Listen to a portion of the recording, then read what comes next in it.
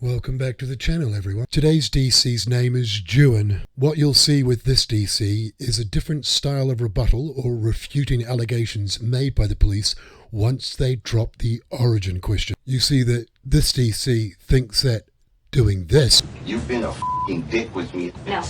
Yes, you have. No, I haven't. Yes, you have. would be a good idea. What a fucking idiot. Anyway, welcome to Dumb Criminal. Let's go meet this DC. Now the backstory.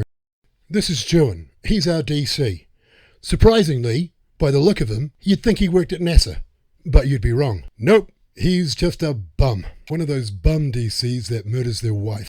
Yeah, he's one of those bums that thinks that, well, if my wife doesn't want me, because I'm such a bum, then I'm not going to let everyone else have her and I'm going to kill her. Instead of just letting them go and getting on with living and not being a bum. Especially a bum that's a DC. This is the victim. Her name is Kathy. She was a good mum with a beautiful whānau. On the 12th of the 5th, 2016, this DC decided to do something really stupid and murdered Kathy. He then drove away from his house and buried her in the middle of nowhere. DC then rings up the cops and says, hey, my wife's gone missing. Now the cops start the investigation and actually believe the DC. Then answers and replies to initial investigations came back. And what they found was Kathy was actually seeing someone else, which isn't really a good thing, but still nothing that you should kill someone for. So the cops find the guy and he fesses up and says, yeah, I was seeing Kathy, eh? But nothing serious because she was trying to break it off with Juan before something serious did happen. What the guy goes on to say is that he received some text messages from Kathy really close to the time of where she went missing. And he hands the texts over to the cops and says, like, these texts came in, but they were definitely not sent by her. They were sent by somebody else. Some time went by when you get some text from her. Right. Text her that she was different. It wasn't the same. She wasn't the same person. Because she didn't use the same phrases. Right. She wasn't using the same phrases anymore, and it was cold. You know, the texts were. While I was looking at the text, it seems like it was different because you were like, seemed surprised because she wanted you to send her a naked picture or something. Right. And she's never. Has she ever spoken to you like that before? No, never. So at that point, you knew it was. Yeah, I knew it wasn't her. Okay. So the cops match up the times the text was sent, and those times just happen to be the times where Juan says that Kathy wasn't at home. But because he's a DC, he doesn't realise that the cell towers, that when they ping, that they show that Kathy's phone was right next to his while he was at home, and apparently Kathy wasn't. Yep, J for genius. So that's the first major problem our DC will have to face. The second problem that he has is that he's been going around cashing checks in her name. And cash this check. It was check number 2081. And I did it because I've known both of them. They've come in the store for years and I didn't have any problem with it. That was at 3:19 actually when he came in and cashed that. Then he came back in that evening at 7:49 and tried to cash check number 2102 for $180. 2102? Right, and so that's what threw something off Yeah, because with me. it's way. Yeah, in 4 hours to do that many checks, and so I was like, what's up with it? He was like, well, I just got to do a sprinkler system, and I was like, I don't feel right about that, I can't. So now with the information needed for the origin question, they bring old Juan down to the police station and start the interrogation. So that's where we'll pick it up from. Right about now. Advise your rights because obviously you didn't come up here on your own. An officer brought you up here. So let me just read your rights and you tell me if you understand or don't understand, okay? There's some issues that I'm having with what you told me. I don't have her phone physically, but I did a search warrant and I got all the information from cell site towers. And there's a particular one which I'm not quite understanding. It's on Friday the 13th. She's gone and you have your phone. And it shows to be at your house. Your phone is there and her phone is there. No, I didn't have her phone. So all this technology is lying. It doesn't mean that I had her phone, Rosie. It does. You had her phone. Let's just try to get her back home. What do you want me to do? Tell me where you took her so you can bring her back home. I didn't take her anywhere, Rosie. I didn't take her anywhere. I wouldn't have had time to do anything to my wife, Rosie, and then clean something up before getting the boys. There'd be blood everywhere. Well, now you're talking about blood. We found blood in the truck. How did that blood get there?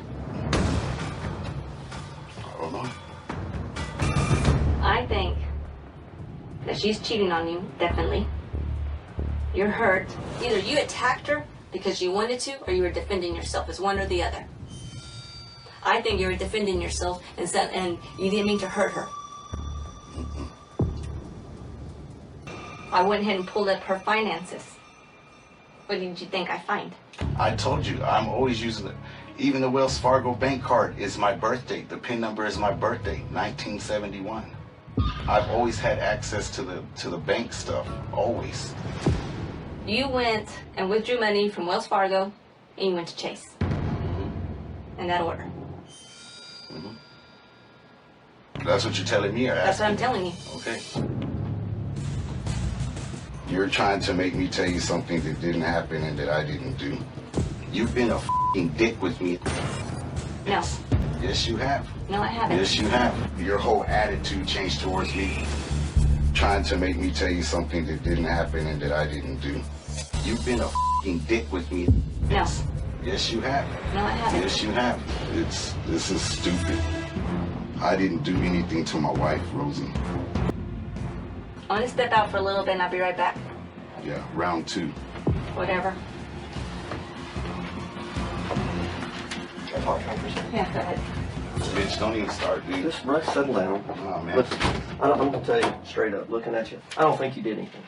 Well, you know, like, why is she Relax. just drilling me like Yeah, that? because that's her job. I know, but That's her job.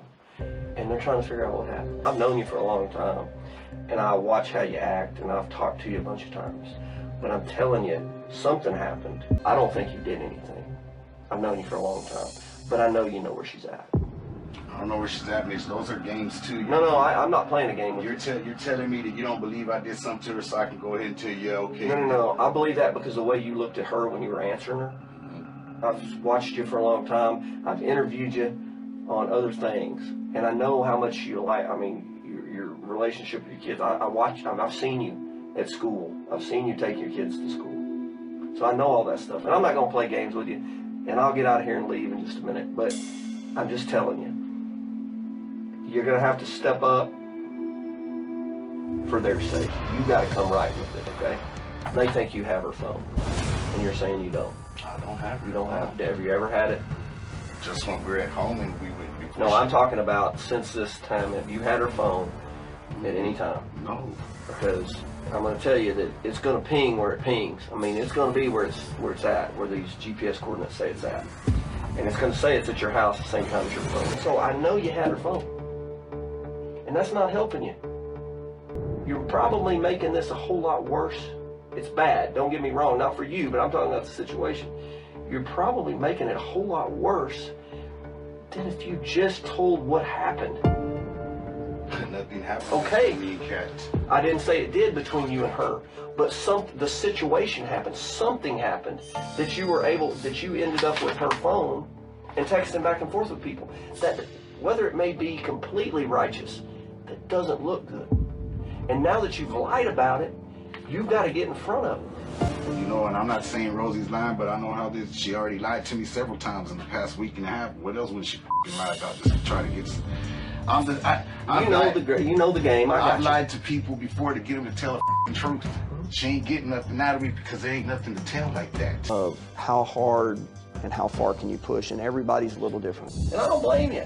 I'd have been trying to find out what was going on too. So DC's brain starts ticking because he knows he's not going to get away with the cell phone stuff. So now he puts his brilliant plan into action. Look, Mitch, I'm going to tell you this, but I know it's just going to lead to something else. So, okay, you know, she's going to be, and I know they're listening. Whoever, oh yeah, you know that. It's going to lead to, okay, well, if you're lying about this, then what else are you lying about? That's right. It will. Hang on. It will. Except at least you will have a voice in this. Because right now, you do not have a voice in this. Okay, look, the day she gave me the phone, okay, I took off with it. All right. When I left to go pay Brian and pick up the boys, I left with the phone and wouldn't give it back to her and left the house. Okay. What do you think happened? I think she just left, Mitch. Think she just, and she'll eventually show back up. Yeah.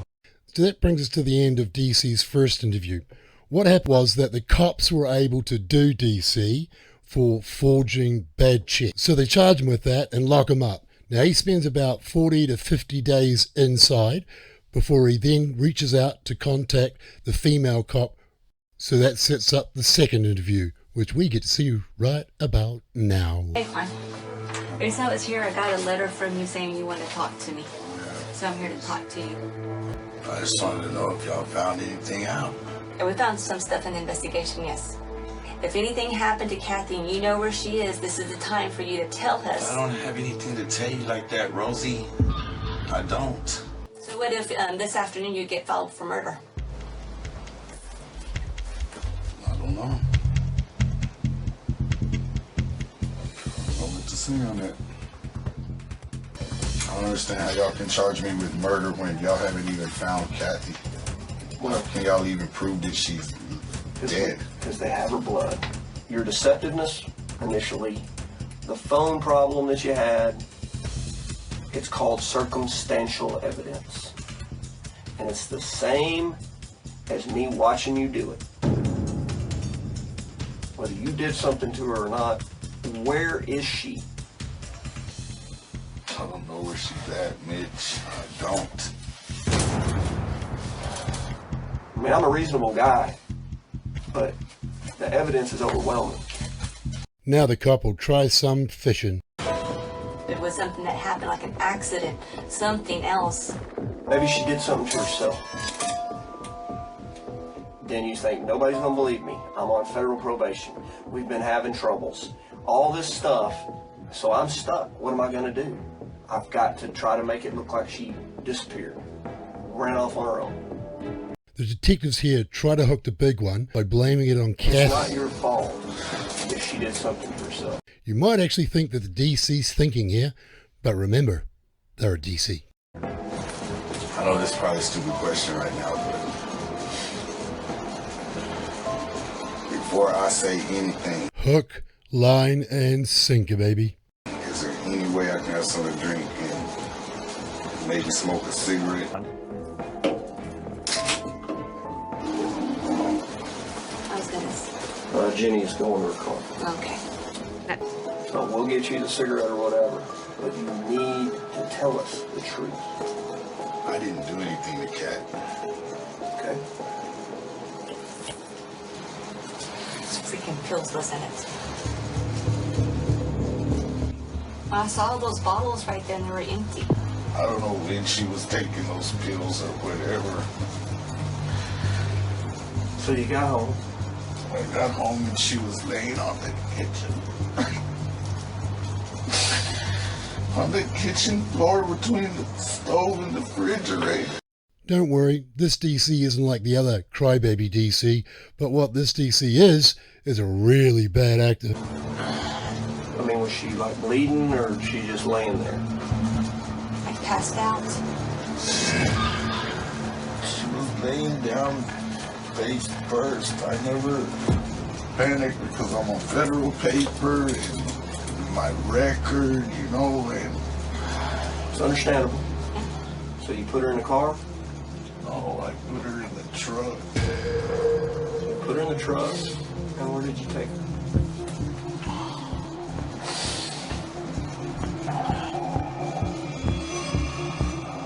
I'm telling you, it'll get better. Just where did you take her? I wrapped her up in some blankets. I took her up there on, what is that highway going towards San Angelo? Like 158? All right, well, this is what we're gonna do, okay? You're gonna smoke you a cigarette and drink you some Coke, and then we're gonna load you up in the car and you're gonna take us, okay? All right. Thank God this DC's a DC, because those detectives had nothing on him to be able to get him for murder. Now that DC has told them and actually shows them where to go get the body, and after Kathy's autopsy comes back, they see that this mongrel DC bashed and smashed her up really badly. So it had nothing to do with the drugs. But of course, this DC didn't really believe in autopsies, and that's why he gets an episode on this channel. Our top story tonight, the body of a missing Midland woman found this morning. We're told Kathy Lujan's body was found in a drainage ditch near a landfill in Midland. I am super happy that Juan got found guilty of murder and is going to spend the rest of his life in prison, which is exactly where this kind of DC, or really any kind of DC, belongs. And with that, that brings us to the end of this episode on Dumb Criminal. And I'd like to say cheers to all those DC subbies who have already participated in my research that we're running from the channel on the death penalty. Really appreciate that. So thanks, subbies. And I'll see you guys in the next video. So all of you, stay safe. Stay safe, everyone.